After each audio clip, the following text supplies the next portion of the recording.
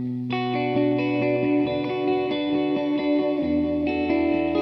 friends, and welcome back to my channel. In today's video, I am doing one of my favorite yearly vids.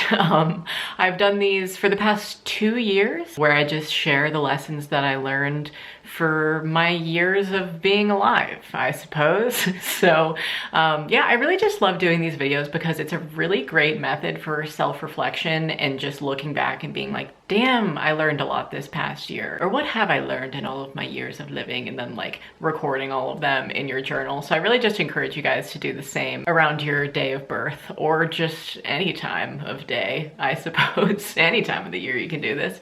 Anyways, today I'm going to be sharing 22 lessons I learned in 22 years. I turned 22 yesterday, and I just decided to sit down and reflect today of all of the lessons that I have to offer you. And let me just say, compared to the last 2 videos that I've filmed like this, I feel like this year I've learned really in-depth lessons. And I'm just going to be sharing all of them, I think, in more detail than usual today. So that's just my little warning for you if this is a little long, okay? But I hope you enjoy. So the first lesson I wrote down is that we have an inner and an outer purpose. And this is kind of more, I guess, of like a theory, a way of thinking, something just to believe that we have order to our days, in the words of Dolores from Westworld. But anyways, I just finished a book called A New Earth by Eckhart Tolle, and he spoke about this a lot. Basically that he believes that humans have an inner purpose, and the only inner purpose is to awaken, to be conscious, to be aware, to be present. And any outer purpose that you have can kind of just, it's forever changing. It's forever in a state of flux. And I personally think of our outer purpose, I guess, as like whatever you're doing in the here and now. Like right now, my outer purpose is to make this video of lessons I learned to share it with you. But what you're going to do is always have your inner purpose fueling your outer purpose, if that makes sense. So like always just being aware and conscious and bringing that presence into everything that you do. And I just think that's such like a nice way to think about purpose and life and dharma and, you know, all of these things, because I feel like as humans we're always like, why am I here? And it's just so much easier to think about like, you're not here for any one specific reason. Does that make sense? It resonated with me, so that's why I wanted to share it. Number 2 is it's okay to ask for help. Okay? Oh my God, boy, does my prideful ass need to hear this sometimes. In one of my other lessons learned videos, I said basically to do things for yourself, you know, like nobody's gonna go out there and do it for you, so you should do it for yourself. And I feel like that kind of mindset can also lead me into not asking for help when I know that I can't do it myself.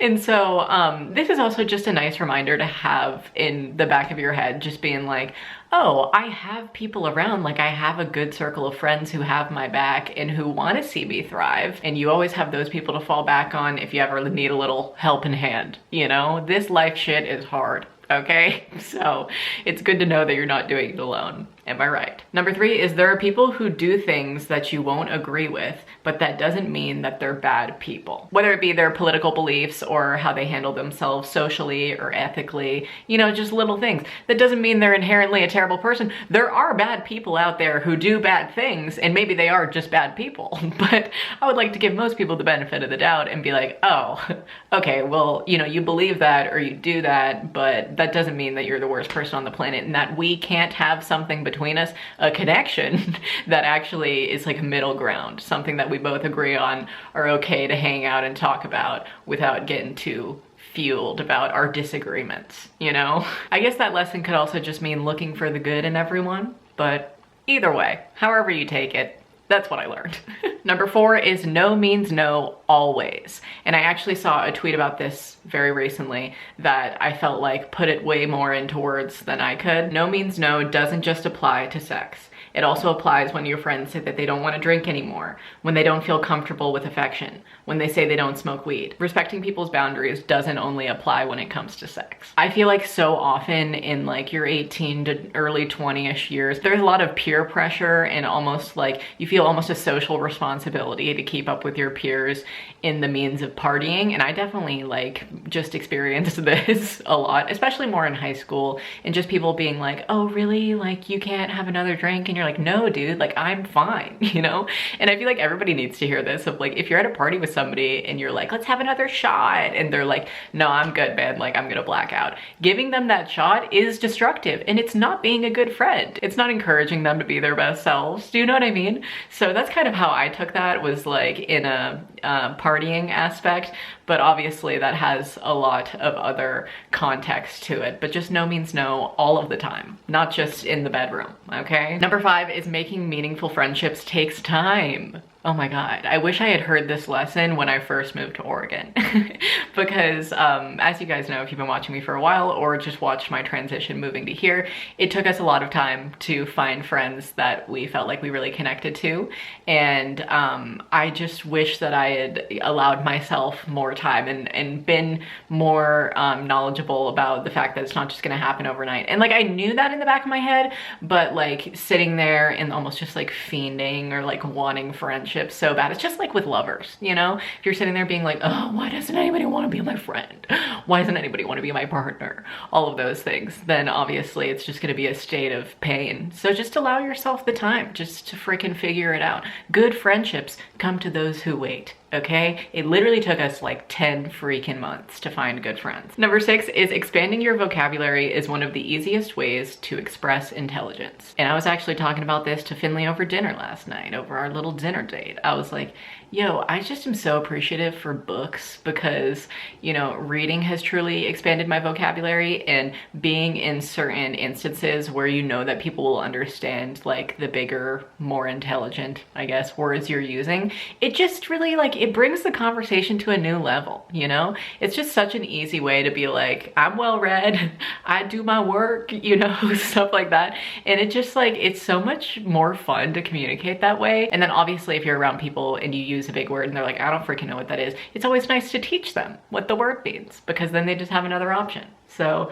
either or, I just think this is a nice lesson to have. Love a good vocab word.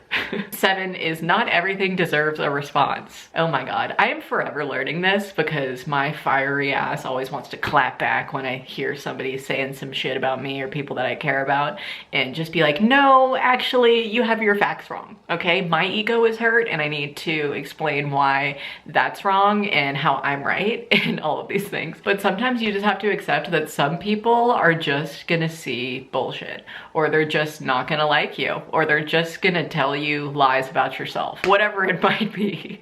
They're just not gonna be the ones to respond back to, because they're always gonna look for the negative and be like, oh no, but you this, this, and this. And you're like, okay, you don't know me. In my head, it's forever my reminder, you don't know me as a person, okay? So I am forever exercising this when it comes to the internet, because I always feel a need to clap back, man. I'm trying to hold my tongue, if you will. I'm trying to get better about it. Shit. Okay, number 8 is actually a lesson I learned from a book that I just read, which was A Beginner's Guide to the Universe from Mike Dooley. Great book. It was so cute and wonderful. And it just had a lot of good lessons. So a few of these lessons are from this book. I just wanted to say that these are not my exact words. But number 8 is to know everyone by their good traits. So let's say you're at lunch with somebody, right? And they're like, oh, do you know Betsy? And then you respond, oh, with the beautiful spirit and the pretty brown hair, yes, I know Betsy. You know, instead of just being like, oh, yeah, Betsy, and she broke up with her boyfriend about a week ago, and it was a really messy breakup, and, you know, she's maybe not doing too good. You know, those types of things. Like, not responding back in blatantly bad speech. Just not being a rude ass. Just knowing everybody by their good traits is just so good in social situations, my friends. Number 10 is to send them love, wish them peace, see them happy. Everyone, always, forever. Which is a pretty cheesy lesson, right? Like when I'm first saying that, you're like, okay, with your cliche ass. But this is so true. Like if you leave a kind of, maybe like a toxic friendship or a person behind, send them love, wish them on their way, you know, truly see in your head them living their best life, because that's just gonna help with so much healing other than harboring resentments. That is so bad for your own personal spirit and for theirs. Honestly, just let them go and just be like, oh, they're just gonna go and thrive. That's just my take on this lesson, but I just think it's a really good thing to keep in mind. And let me just say, this shit is so hard. It is so much easier said than done. Like, for example, trigger warning, when it comes to people like my rapist, it is very hard for me to sit there and be like, oh, I'm wishing him the best, you know? But I can sit there and think, oh, I hope he learns better. I hope he learns his lesson. I hope he goes and finds a better life other than mistreating women for the rest of his goddamn life, you know? So there can be an upside. I think that was supposed to be 9 and I said number 10. Anyways, number 10 is dimming your light in sadness or empathy over the suffering of others doesn't help anyone. This is something that is so prominent in my own personal life, and I talked about this a lot in my Loving Someone with Depression video. And Finley and I were basically just sharing, like, it is never productive for me to go and get in bed with him if he's being depressed and lying in bed and being like, oh, you're sad, you know, and just furthering the sadness, dimming my own light to get down to that level. It's not productive. And this does not mean that there are not ways to show up for somebody that you love when it comes to being there for them in their spells of depression. There are ways to show up and just let them know, hey, I'm here, I love you, I'm gonna go and do my own thing now, because I cannot be in bed with you doing that. And just, it's bad on your own self-growth, you know, and your partner doesn't want that for you. But that's how I personally took that lesson, was it's never a good idea. Number 11 is pay attention to those who spend the entire hangout talking about others or talking about things that's going on their phone. Most times they aren't even aware that they're doing it, but try to offer other mutual conversation points of interest to bring up instead. Like, hey, let's talk about this. Get them off their phone, get them off the thought of talking about other people. And if they keep coming back to it and you notice that, then you can politely call it out and be like, hey man, let's just stop talking about Betsy Joe, all right? I don't really care. I know you seem to be caring, but I mean, let's just let it go. She's not even here, you know what I mean?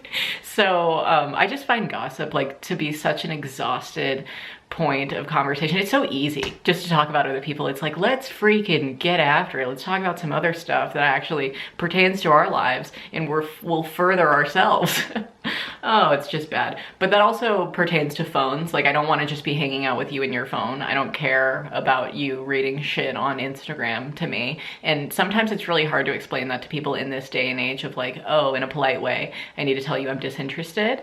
But I feel like after a while, people will get the message. Don't show that shit to me. You can send it to me via DM if it's really that important, you know, but we're here. Be people. Number 12 is responding, is that so?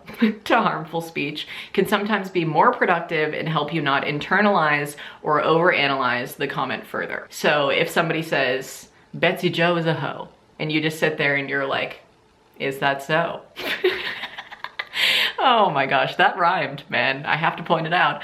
But also, isn't that just so much better of a response than just being like, yeah, she's such a hoe, let's freaking talk about it. And just furthering that even more, giving into the dialogue. It's just so much easier to just meet it with, is that so? And then the person be like, huh, yeah, I actually only heard that from Billy. I don't even know if that's so. I don't even know why I'm talking about this. And then it gets them in their own like, oh, I need to be more conscious and more aware of what I'm saying because I'm saying some bullshit right now and nobody cares. I just think that's kind of a fun thing to add into conversation. Is that so?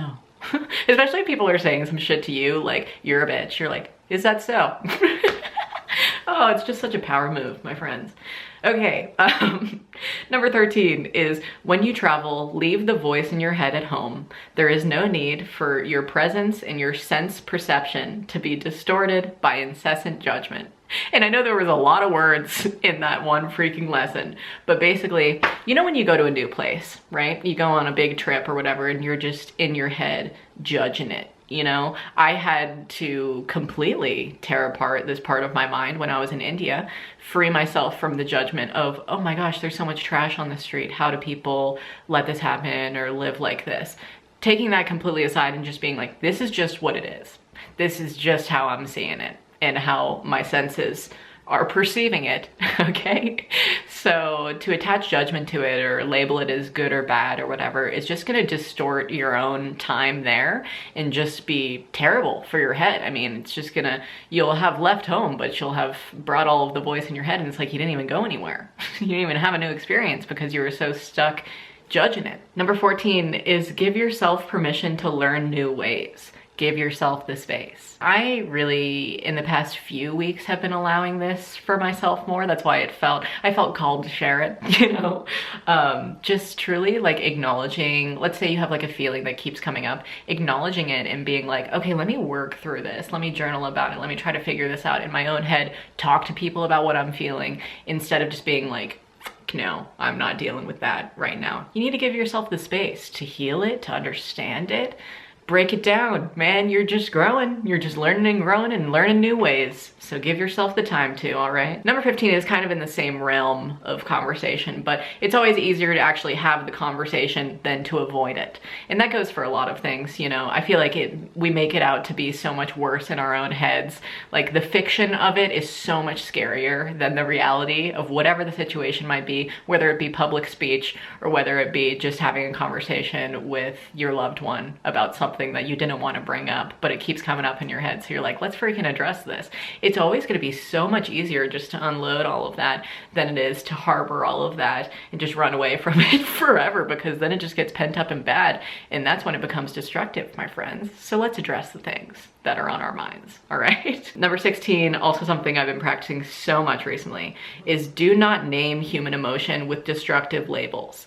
So, you know, if I'm having this one feeling coming up of being like upset or whatever, just not sitting there and being like, why am I upset about this? I'm such an idiot. Like practicing hate speech on yourself for just trying to figure out why you're feeling the ways you are. Oh my God, is that destructive, okay? And I didn't even notice that I was doing this until I talked to one of my friends about how I was feeling. Shout out to Vivian. Ugh, I love you, girl. But I was just saying like, what am I, a psycho or something like that? Which is also something I need to stop saying, because some people truly are psychotic and I shouldn't just be spewing that label out onto myself. That's a side note, but she was like, Meg, you need to be easier on yourself. Okay? Because you're just talking about these feelings now and just acknowledging them. To attach a label to them that is so mean to yourself is just bad. I feel like I'm repeating myself a lot, but you know what I mean. Number 17 is the real test of love is when your partner knows your deepest insecurities, your weaknesses, your smallnesses, and still loves you. This is actually kind of borderline a quote from The Ethical Slut, book that I just got today, actually. I feel so aligned with that lesson because it's so fucking true. I have just this one instance in my mind where when Finley and I were first learning to love each other, if you will, I spewed my goddamn heart out one night of all of these things, like my deepest insecurity, things I had never told anybody before and still haven't. He's the only one who I've ever told that to. And I was so nervous for what he was going to say. I thought he would just look at me and be like, you are crazy, you know, give me a label and then run away. And instead I was crying and he was just silent, listening to me, waiting for me to finish. I was just like crying, laying in his lap, and I looked up and I said, do you still like me? And he was like, I love you. What are you talking about? I love you. I love that part of you, you know? And I'm so like honored that you shared that with me. If a partner can love you through that, that is true love, my friends. And I mean, it just continues on too. I mean, I still have bullshit come up where I acknowledge it and I'm crying to Finley about all of my deepest insecurities and fears or whatever. And he's just like, okay, I hear you. You know, I love you. I'm so glad we had this conversation. It's not like nobody's running away just because you're being vulnerable. And that is really, really honorable in a loving relationship. Number 18 is love languages are not bullshit, okay? Show up for your partner in the ways that they need. I guess that kind of pertains to the past few topics as well, but I personally, I love just acts of service. And if somebody's gonna like do the dishes for me or go and fill up my tank of gas, I'm like, oh my God, I love you so much. That is incredible. Thank you. So acts of service are definitely my number one love language, and anytime somebody performs any of them for me, I'm just so grateful that they listen and that they care. Number 19 is completely on a different topic than all the things we were just talking about, but find an organization system / planner that works for you and is wonderful for productivity and self-accountability. So right now, that for me is doing a color-coded calendar, and I write them out on like a big piece of cardstock, and I do like work stuff, my podcast, whatever it needs to be, and pleasure tasks are in a different color as well. And I truly just schedule out all of my uploads, and it's like big and in red. I think it's really, really good to just have a way that you, I don't know, go about and plan your days sometimes. I just need order. I really do. And I know that some people don't always need this, so maybe this doesn't apply to everybody, but I know I have my planner peeps out there watching, and I feel you, okay? I'm a planner. Number 20 and 21 are both kind of in that same realm of like personal productivity, but 20 is if you are overwhelmed by feeling inadequate or you want to change, try to find a friend to be an accountability partner if you don't trust just yourself. I think as humans, we like fiend almost, especially in a comparative mindset when you see other people doing so many better things in your mind or whatever, more productive things. We get really in our heads about this. So if you have that, you know, moment where you are feeling like you need to be held accountable and just be able to have a friend to call on just to be like, hey, text me and just ask me, how was your day? Or how are you? And I can recall what I did, share it with you, share how my headspace is, how I've been feeling, you know? Accountability partners are really good for that as well. Just being like, oh, I felt, you know, honestly a little down today. Wasn't really too keen on getting all of the things done, but hopefully we'll do better tomorrow. You know, just little things like that. It's so nice to have friends. And while I say that, number 21 is, it is okay just to be, to relax, to fuck off for the day every once in a while, so long as you are not actively hurting yourself by avoiding people or tasks.